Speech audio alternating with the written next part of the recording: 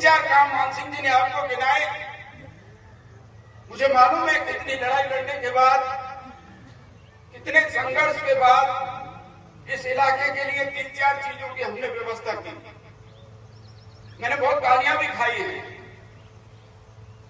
मेरे कुछ अपने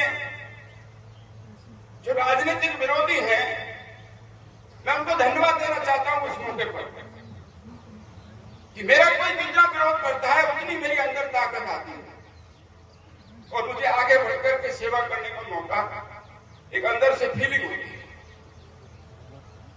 मेरे विरोधी भगवान उनको लंबी उम्र दे, मेरा विरोध करते रहे, कोई दिक्कत नहीं है। लेकिन समाज देख रहा है, लोगों के 36 गांव के लोग देख रहे हैं मेरा जीवन, मेरे कार्य।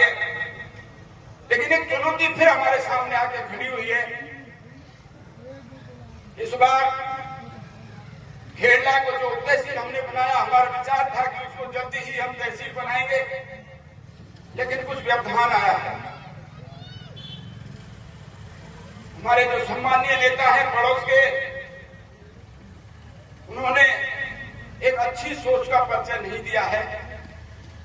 मैं ईश्वर से प्रार्थना करूंगा और इस मंच के माध्यम से नेताजी से भी, डॉक्टर साहब से भी निवेदन करूंगा कि बड़ी मुश्किल से 35-40 साल के राजनीतिक संघर्ष के बाद ये दो कौम आपस में भाईचारे जिनके टूट गए थे, एक दूसरे के प्रति नफरत के भाव पैदा हो गए थे, हमने उन नफरत के भावों को कम करने का प्रयास किया, उस जहर को पीने का काम किया कि हम दोनों कौम इस इलाके में किस तरह भाईचारे से रहें, शांति से रहें, एक दूसरे की जो तकलीफ में काम आवे, मदद करें।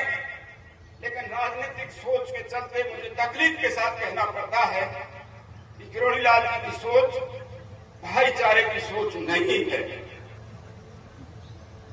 वो वापस से जातिगत संघर्ष का जहर घोलना चाहते हैं।